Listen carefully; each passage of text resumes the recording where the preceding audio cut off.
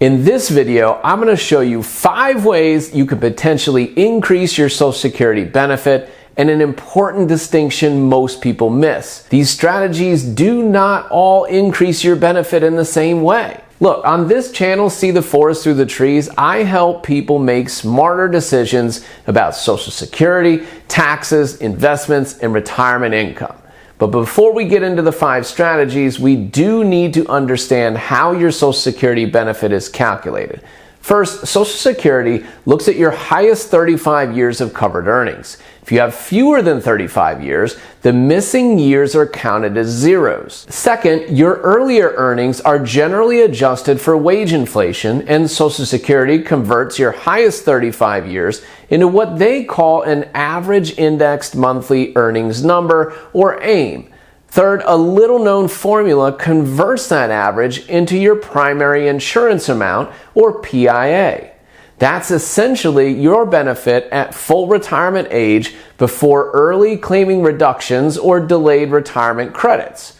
For simplicity's sake, the formula provides a higher weighting to lower wages and a lower weighting to higher wages. I've got a video that explains that formula in detail, and I'll make sure to link to it in the description. Okay, that's enough math for now. Let's use it to find the opportunity. The first way to potentially increase your benefit is also the easiest one to investigate. Make sure Social Security has your earnings history correct. Your future benefit is calculated from the earnings that are recorded under your Social Security number. If a year is missing or understated, Social Security may be calculating your benefit using the wrong information. So go to ssa.gov. Create an account or sign into your Social Security account and open your complete earnings record. Don't look only at the benefit estimate, scan the annual earnings history. You don't necessarily need to find every tax return from 30 years ago. Start by looking for obvious problems: a zero during a year you knew you worked, income that looks dramatically too low, or self-employment earnings that never appeared. If something's wrong, gather documentation, so check out the W-2, the tax return, and the pay stub, and contact Social Security. And don't put this off. Ordinarily, the correction window is 3 years, 3 months, and 15 days after the end of the tax year that the error occurred. Now, there are exceptions that allow some older errors to be corrected, but those exceptions are not a reason to wait. Social Security recommends checking your record regularly. One missing high earnings year could reduce every check you receive for the rest of your life. The second strategy is to replace zeros in the 35-year calculation. Social Security uses your highest 35 years, not your last 35 years, and not necessarily 35 consecutive years. If you worked for only 32 years, Social Security does not stop the calculation at 32. It adds 3 zeros and still divides the total across 420 months. Suppose someone is 66, has 32 years of covered earnings, and is deciding whether to retire. Working another year does more than add 1 year to the record. It can replace a 0 in the calculation with a year of real earnings. If you're in high earnings years, that could be a massive difference in your Social Security benefit. 3 additional years could replace all 3 zeros. Now, that doesn't mean that everyone should work 3 more years simply to increase Social Security. But if you're already considering working, moving from 32 years to 35 years can have a much greater impact than adding year number 36 or 37. This is especially relevant for people who started working later, spent years raising children, left the workforce to care for family, immigrated to the United States during their career, or had years when a business produced little or no covered earnings. The first question is simple. Do you actually have 35 years on your Social Security earnings record? Don't assume, check it out. Okay, the third way to replace low earning years, even if you already have more than 35 years of work. Once you have 35 years, the formula doesn't freeze. Social Security continues using your highest 35. If this year's covered earnings are higher than one of the years currently included, the new year can push the lower year out. For example, suppose one of your lowest index years is $25,000 and you earn $100,000 this year. the $100,000 a year could replace the $25,000 a year, increasing your average and your benefit. But if your income is only slightly higher than what you would be replacing, then a slightly larger check may not be worth delaying a retirement you can otherwise afford. And only covered earnings count. Wages and net self-employment income count, but interest, dividends, capital gains, pension income, and IRA withdrawals do not increase your Social Security earnings record. It's also important to know that your earnings included in the calculation are currently capped. In 2026, only the first $184,500 of covered earnings counts toward the Social Security calculation and is subject to Social Security payroll tax. Earning above that amount will not increase the benefit calculation for that year. So if you make $400,000 this year, you don't get any additional benefit above the earnings cap for Social Security.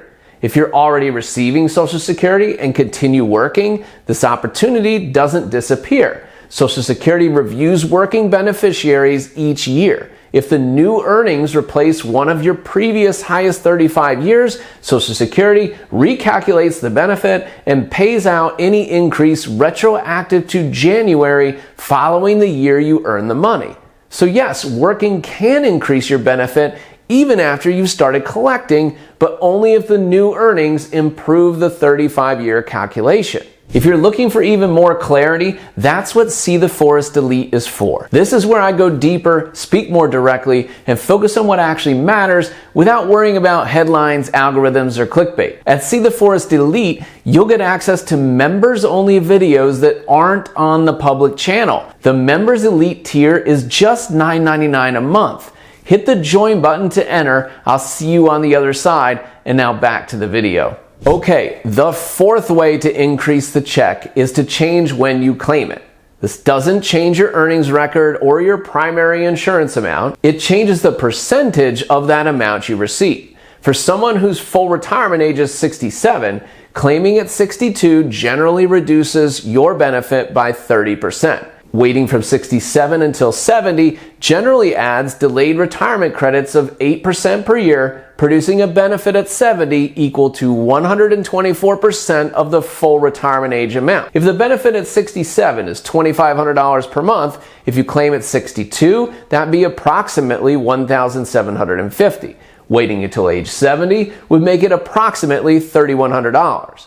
That's a difference of about $1,350 every month before future cost of living adjustments. So waiting is a surefire way to increase your benefit. But waiting is not an automatic win. You obviously give up checks while you're waiting. Health, longevity, employment, taxes, portfolio withdrawals, and a spouse's survivor benefit all matter. The key decision isn't how do I get the biggest monthly check? The decision is which claiming strategy gives my household the best retirement outcome. Maybe your financial situation and your goal is to claim Social Security earlier to enjoy it during your healthy years, and you then need to withdraw less, allowing your portfolio to grow to a larger amount. That may be a better strategy than just delaying for a larger benefit. Make sure you run your numbers. And what if you already claimed and now regret it? Sometimes I talk to people that say exactly that. Well, if it's been less than 12 months since your entitlement began, you may be able to withdraw the application, repay the benefits that you received, and apply again later on.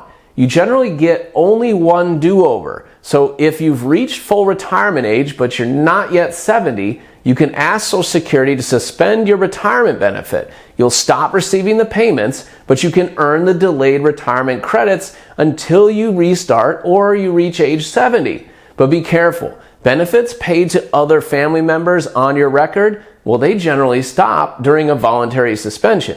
And Medicare premiums might need to be paid directly. Those options will not fit everyone, but they can provide a second look for someone who claimed and then realized the decision didn't fit the rest of their plan. And the fifth way is to stop treating Social Security as two separate individual decisions when you're married. A lower earning spouse may qualify for a total benefit that's worth up to 50% of the higher earner's primary insurance amount if you claim it at the lower earner's full retirement age. Claiming the spousal benefit early reduces it. The lower earner doesn't receive a full personal benefit plus another 50% on top. Social Security pays the person's own retirement benefit first, and then if you're eligible, adds enough spousal benefit to bring the total up to the applicable spousal amount. Here's a distinction that causes a lot of confusion. If the higher earner waits until 70, those delayed retirement credits do not increase the maximum spousal benefit. The maximum spousal benefit is still based on 50% of the higher earner's full retirement age benefit. But delaying can increase the survivor benefit, because when one spouse dies, the survivor keeps the higher of the two benefits, not both of them. If the higher earner delayed and increased that check, the larger amount may continue for the surviving spouse. For example, let's suppose one spouse's benefit at full retirement age is $3,000 a month, and delaying until 70 increases it to $3,720. The other spouse receives $1,500. So while both are alive, the household receives both checks. But if the higher earner dies first, the $1,500 check goes away, and the survivor may step up to the higher $3,720 benefit. So the larger benefit is kept, but the survivor has less in income in total because they've lost the smaller benefit. That's why the higher earner's claiming decision is often also a longevity decision for the lower earning spouse. And it can be especially important when one spouse is younger, has a smaller earnings record, or is likely to live much longer. Remember, the goal is not necessarily to maximize each person's first check. It's to coordinate the income across both lifetimes. And to help you optimize your retirement income, I have a complete Social Security claiming guide on the Celestial Wealth Management website that explains claiming ages, spousal benefits, survivor planning, taxes, and the other decisions that should be considered together, all in one place. I'll include that guide in the description, so make sure to check it out. Now, before you accept the estimate on your statement as final, ask 5 questions. Is my earnings record accurate? Do I have 35 years of covered earnings? Could another year replace a low year already included in the calculation? Does my claiming age fit my health, taxes, investments, and my need for income? And if you are married, how does your joint decision affect both the spousal benefit while you're alive and the survivor benefit after one of you dies? Your Social Security statement is an estimate based on assumptions. It's not a retirement strategy. Each of these strategies can increase what Social Security provides, but the right one depends on how it fits into your complete retirement plan. This next video on your screen will help you take the next step. Click that video and I'll walk you through it.